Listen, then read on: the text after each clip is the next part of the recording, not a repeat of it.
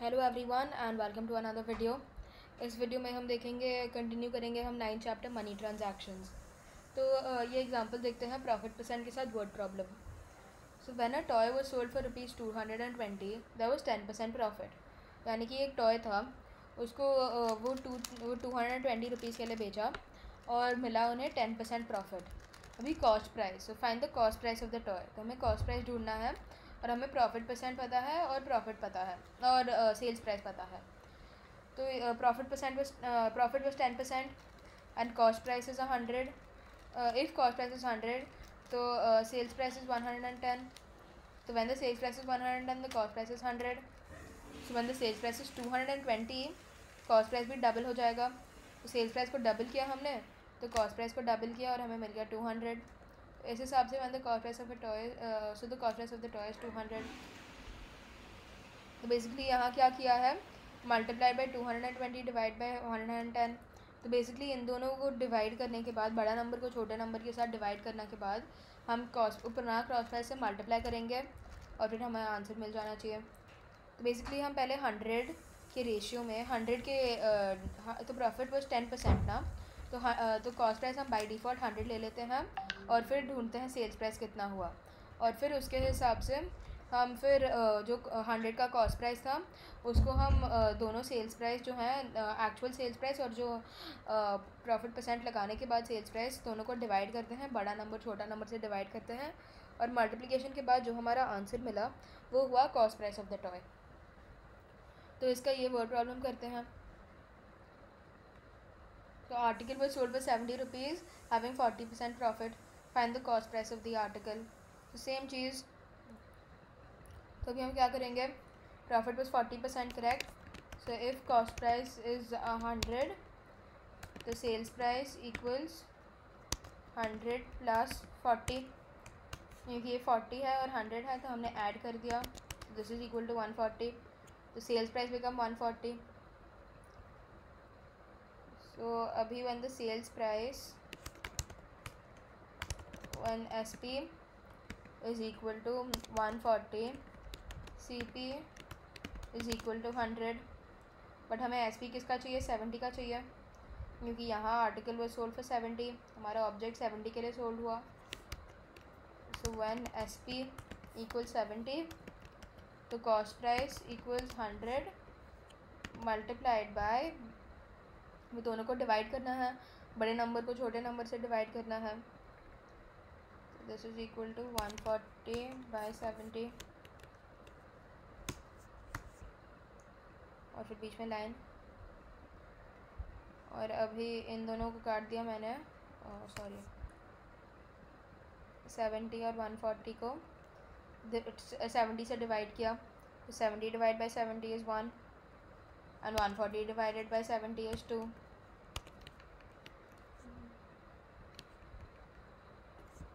So 100 times 2 is 200.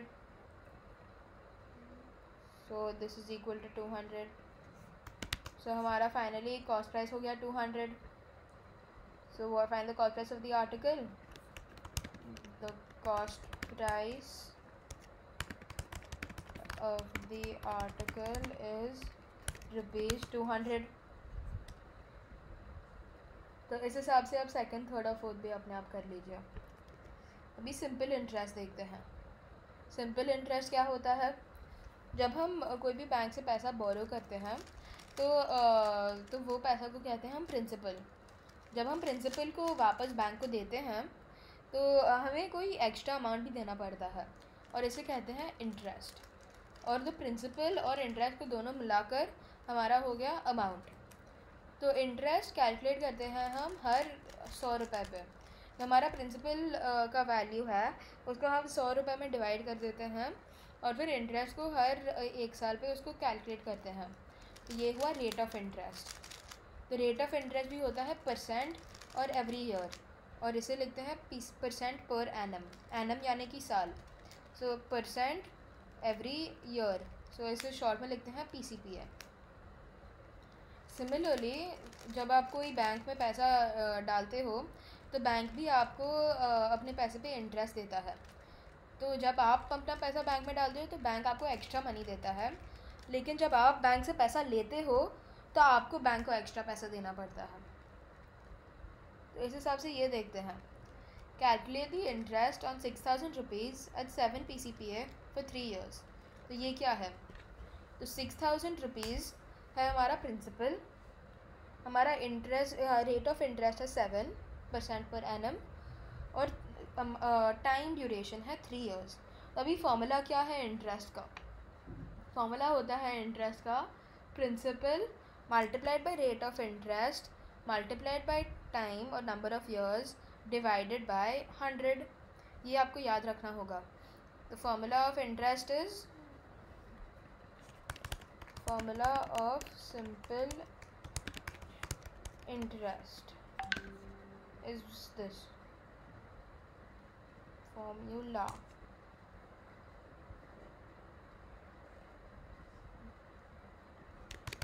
Principal multiplied by rate of interest,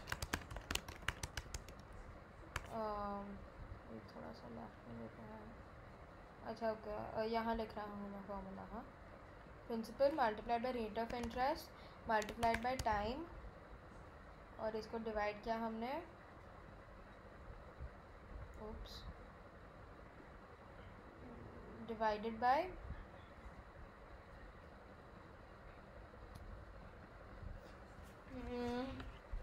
100।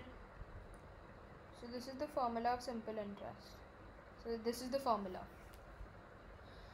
तो अभी हमारा रेट ऑफ इंटरेस्ट हुआ 7%, हमारा प्रिंसिपल हुआ 100 और हमारा टाइम हुआ 3 years।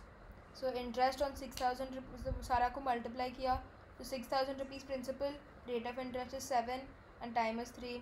तो सारे को मल्टीप्लाई करने के बाद हमें मिला 126,000, और फिर हम 100 से डिवाइड करेंगे, सो 1,260।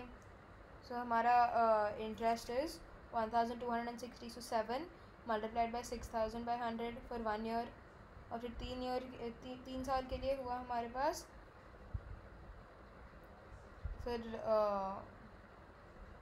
वापस मल्टीप्लाई किया और हमें मिला 1,260। तो देखो यहाँ वापस फॉर्मूला लिखा है, if principal is denoted by P, तो प्रिंसिपल को हम पी से लिखते हैं, रेट को आर और पीरियड को एन। सो पीरियड या टाइम पीरियड, सो टाइम जितना हुआ वो एन। तो सारे को मल्टीप्लाई किया और डिवाइड बाय 100। तो इसे सिंपल इंटरेस्ट कहते हैं। सो वापस ये क्वेश्चन देखते हैं, 5,000 rupees principal, rate 8% and period 4 years। सारे को मल्टीप्लाई किया एंड डिवाइड बाय 100, आपका आंसर मिल गया 1,600।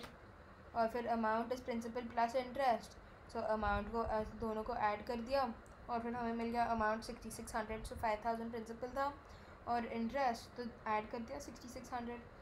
इस हिसाब से मैं पहला क्वेश्चन करता हूँ।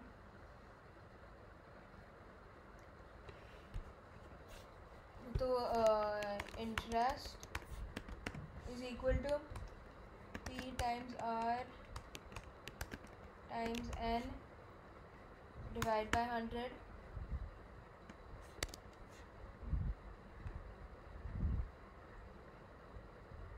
and this is equal to 3,000 times 8 times 2, और इसको भी हमने डिवाइड बाय 100 है। तो अभी हम ये इसका फाइनल आंसर लिखेंगे। तो हम ये पहले 100 को काट सकते हैं, ये इसे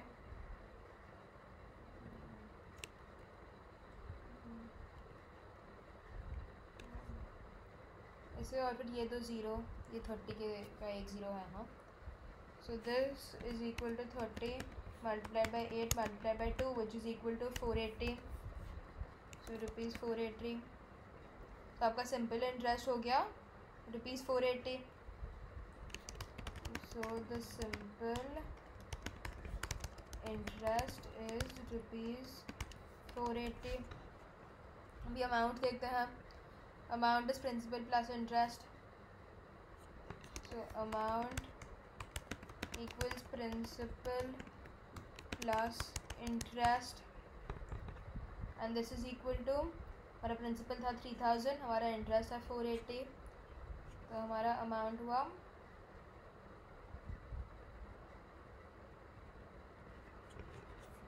3000 plus 480, correct? And this is equal to 3480, which is equal to rupees 3480. So the amount is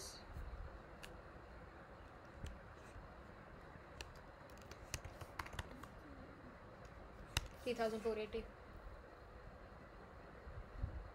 तो इस हिसाब से आप ये सारे क्वेश्चंस कर सकते हो. Find the simple interest in the amount. Again same चीज़, सारे को मल्टीप्लाई करना है एंड डिवाइड बाय 100. इसमें भी सेम प्रॉब्लम्स हैं. प्रिंसिपल दिया है, रेट दिया है, नंबर ऑफ़ ईयर्स दिए हैं, बस वर्ड प्रॉब्लम के फॉर्म में है.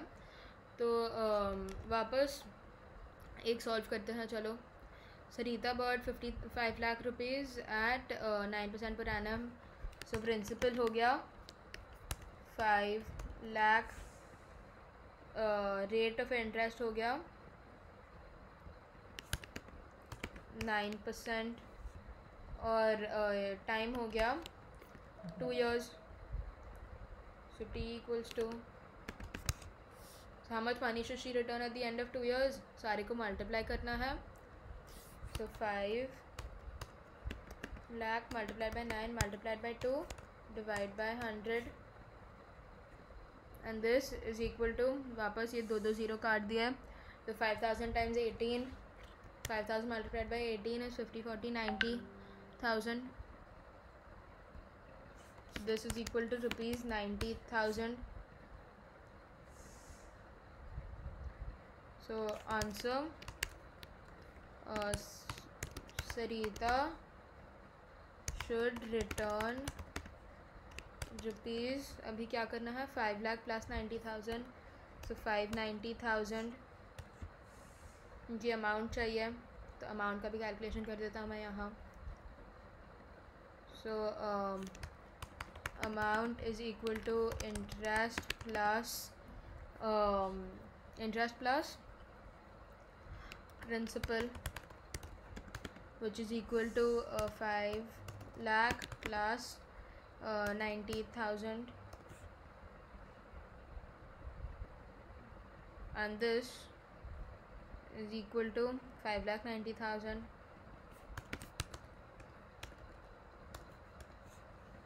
तो इस हिसाब से हम ये प्रॉब्लम्स कर सकते हैं. होमवर्क के लिए आप ये सारे कर लीजिए. ये एग्जैक्ट सेम है, बस वर्ड प्रॉब्लम है. तो वापस आपको इंग्लिश पे ध्यान देना है और आपको समझना है कि वर्ड प्रॉब्लम आपसे क्या चाह रहा है और फिर अकॉर्डिंगली आपको करना है.